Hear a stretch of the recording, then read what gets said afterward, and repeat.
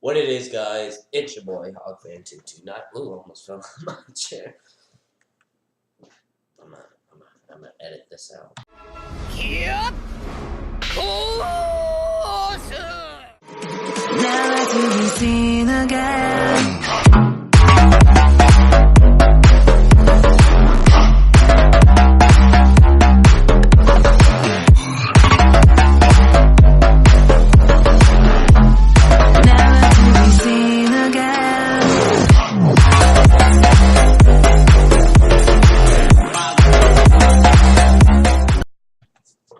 What it is, guys, it's your boy, Hogfan229 here. I almost butchered my name in my intro, but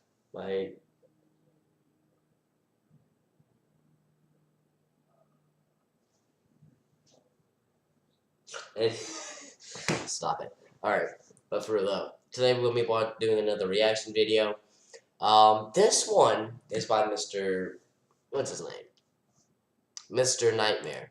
And he writes incredibly good horror stories. I don't know if he writes them himself or someone else does, but either way, the shit, basically. And what the hell was that? Oh, that's blasphemous, but that's besides the point, you know. Let's get right on into it.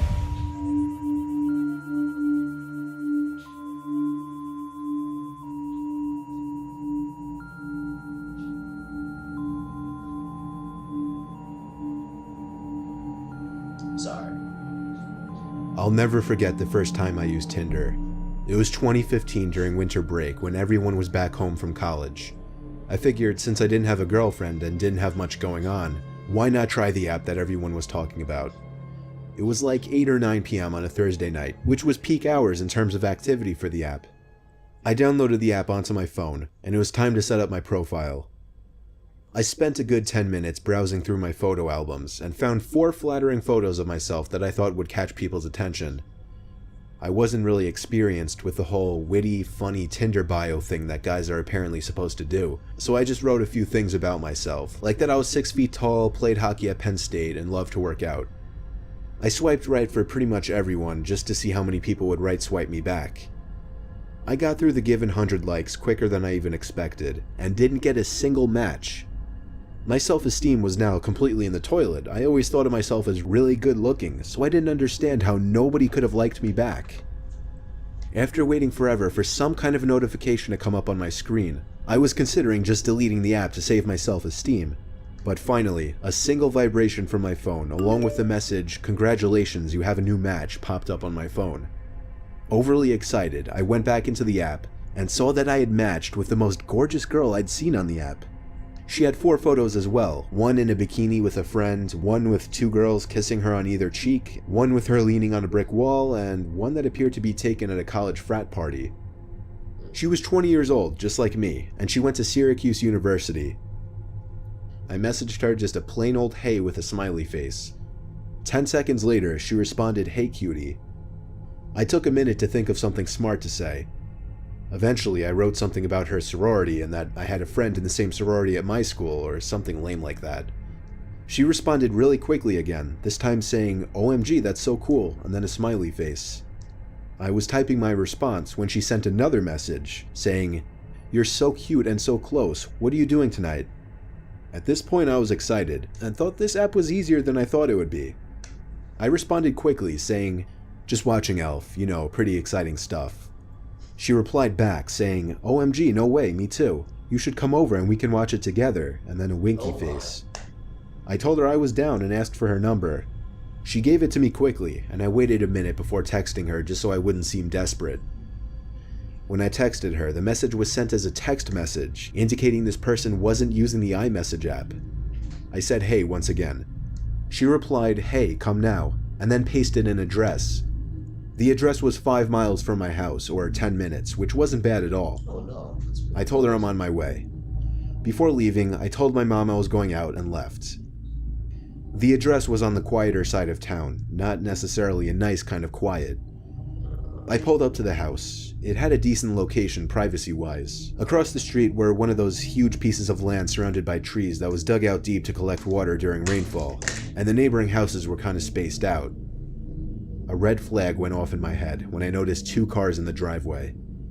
I texted her saying I was there, and she replied, "KK, go around back, the front door is loud." I replied, "Are your parents home or something?" But she didn't answer this time. I got out of the car and slowly walked around the house, noticing there was no fence to separate the front yard from the back. There was a window on the side of the house, and as I passed it, I realized there was an opening in the blinds. Someone was holding it up, but as soon as I noticed, the blinds fell back into place. I texted her again, saying, "Was that you at the window?" No response. This was a little creepy now. I continued walking slowly to the backyard, thinking that I could hear sounds coming from back there. For example, the brief sound of a yard chair scraping against the concrete. I became so nervous to turn that corner into the backyard that I froze at the edge of the brick wall, and just ever so gradually poked my head around the corner to see if anyone was in the backyard. As far as I could tell, no. Okay, look, bro.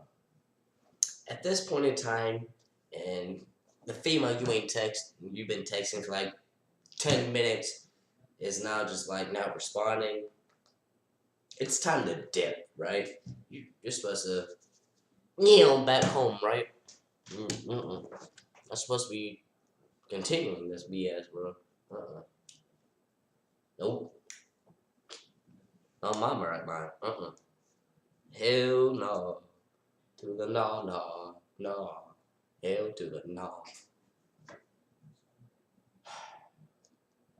He must really be wanting something. And I now just realized what I said. Might be true, but Nobody was back there. So I walked to the back door. It was a really old sliding glass door, so I could partially see into the house. Another thing I realized just then that raised more red flags: not a single light was on in the house. then why would you go into the house? Why would you go up to the house if it would seem to be dark? Nope. Not around here, boy. Hell is that. But I told myself I'd text her one more time, and if she didn't respond, I was out of there. I took out my phone and texted her, saying, "I'm at the back door, where are you?" She responded within 10 seconds, saying, "Come in." I wasn't comfortable entering that house. I decided to call her for the first time, but after entering the number, the screen said "Text Now audio call." Text Now is one of those iPhone apps that allow you to use a fake phone number for calls and texts. Here's the problem. If she's 20 years old and she doesn't have a phone, but she's using Text Now, GTFO, okay? Get the fudge out of there. Don't you be messing with her. You don't know. GTFO. I might be doing that right now. I don't trust this. I'm safe right now. I don't even trust this video. I'm scarred right now, bro. I'm scarred.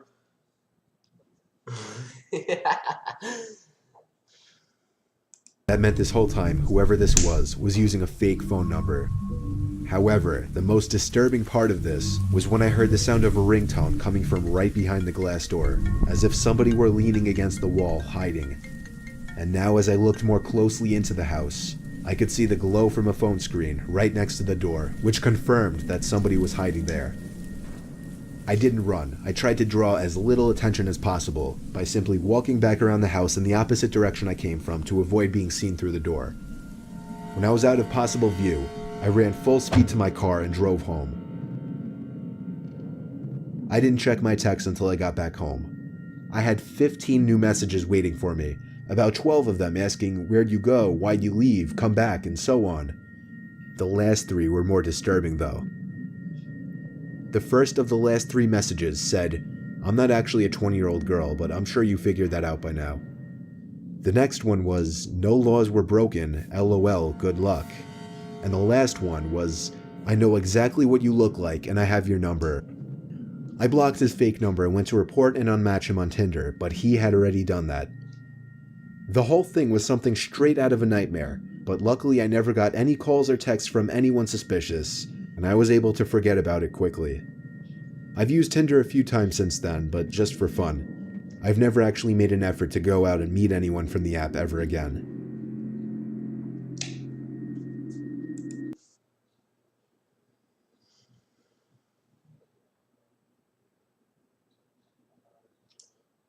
I don't know what to tell you. I'm grateful that you weren't stupid enough to go into the damn house. Cause no, hell no, to the no, hell to the no. But I'm surprised you even did that. You went that damn far, knowing that one, the house lights weren't on. 2 cars were in the driveway. 2, so that means there's more than just one person. And 3, when you called them, they didn't pick up. They didn't. Once you get at least 1 red flag, you should be cautious right away. If 2, you dip. You're done. Hell no. And then even the end of the text messages, they said, I'm not a 20-year-old girl, but I guess you figured that out by now. No laws were broken. LOL. Good luck. And I have your number.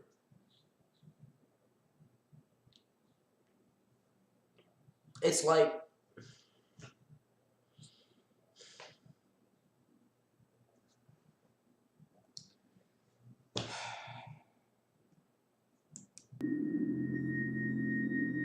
SMH, bro. SMH. I was on Tinder a few months ago when I was bored.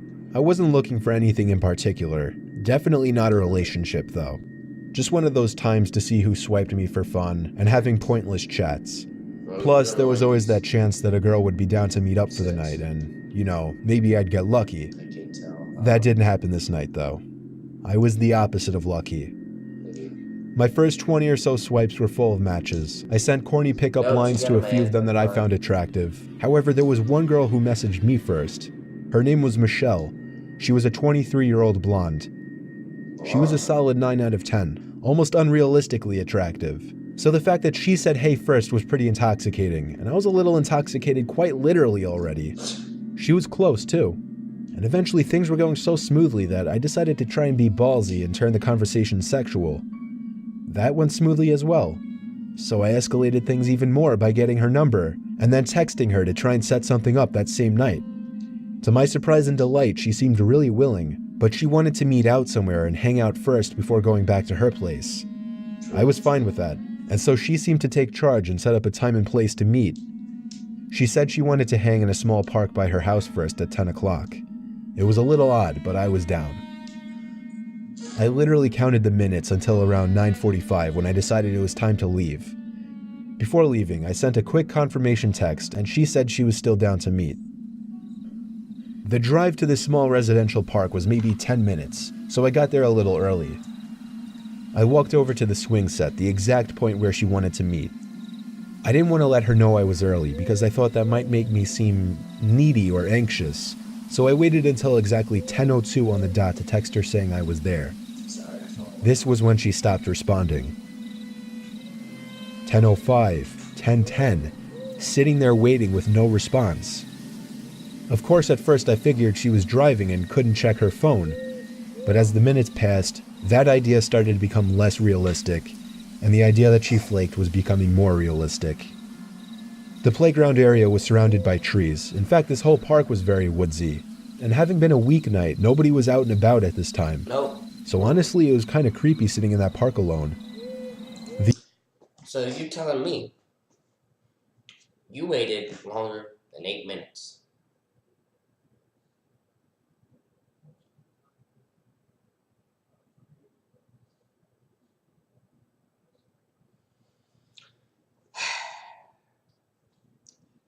God bless your soul.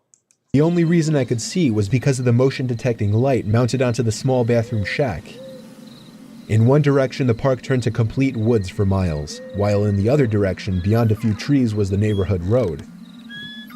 I was sitting on the swing, pushing back and forth in boredom and disappointment. When I froze, the sounds of the squeaky metal swing chains stopped, allowing me to hear something echo out from the little bathroom shack. GTFO. It sounded like, a typical sound you'd expect to hear from inside one of those bathrooms. Like somebody pressing down on the handle of the paper towel dispenser or something like that. What I'm trying to say, it sounded intentional, meaning someone might have been in there. Now this wouldn't be a completely strange thing, after all it's a public park. Only I would have thought that they would lock the bathrooms up at this hour. And who else would actually be in this tiny park at 10:15 on a weeknight? Then I suddenly felt a vibration in my pocket. So excited, I whipped out the phone and saw a new text from Michelle. The text said exactly this. "Hey, just got here. Come into the bathroom. I have a surprise for you." Oh, hell no. My heart dropped as I read this. I felt butterflies in my stomach. Not like an innocent nervousness, more like a disturbed and freaked out feeling. My thumbs were hovering over the phone as I was conjuring up something to type in response. Then she sent another text saying, "Get off the swing and come here."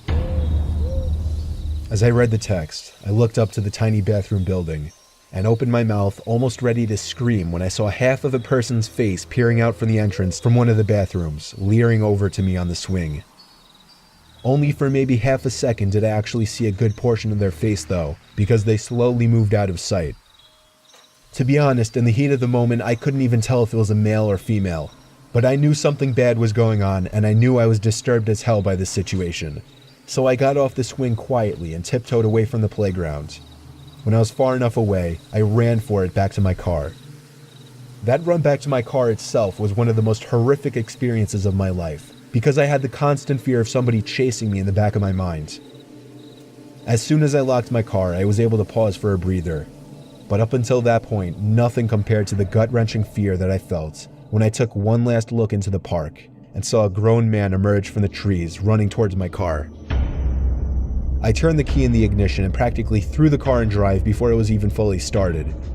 When I was halfway down the road and looked back, there was nobody in the street.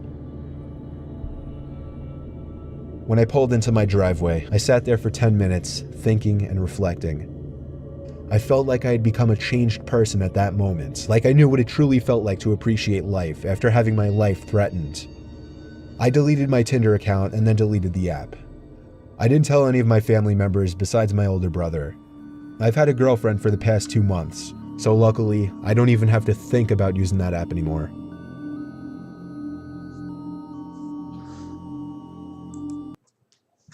Alright, bro. Automatically, if I heard that noise in the bathroom, I would have No, matter of fact, if she wasn't replying for like 10, 20 minutes, I would have gone. I would have so gone home. Cause she said it's so close to my house, right? And you're there, right? You get there early, like 4 or 5 minutes early. Then somehow she's already there, but she's in the bathroom. Or she's in the bathroom, right? But you've been there early. So, sign number 1 says GTFO. Number 2, hey, stop being on the swing set. I have something in the bathroom I want to show you. That's sign freaking 685. That's when you should have been gone. But, bro, I don't. Alright. You were intoxicated, right? I didn't have the situation.